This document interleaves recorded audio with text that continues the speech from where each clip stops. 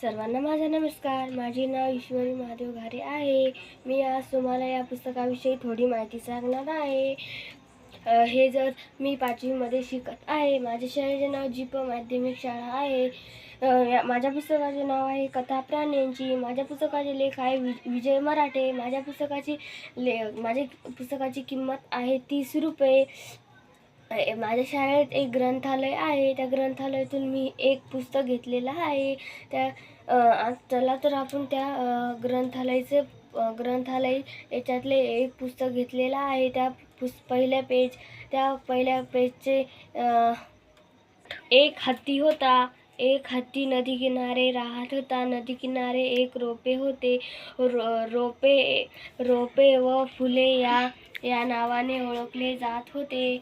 ओळखले जाताना एक होते.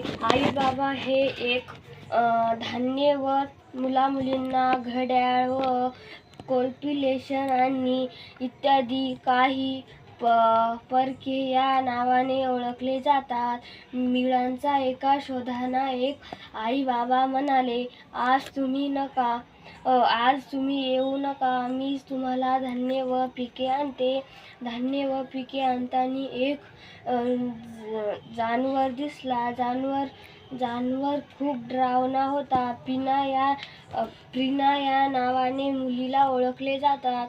बहीण हे व्यक्तींची मुलमुलाई होती. मुलमुलाईंचा एका समावेश होतो. त्यामुळे एका जमिनीला घड्याळी असे म्हणतात. आई बाबासाठी दुकानदार हे एक विकायचा माणूस होता. आई बाबांचे कपडे व धान्य होते. मुलामुलींसाठी घड्याळ व आणि त्यांची ताट.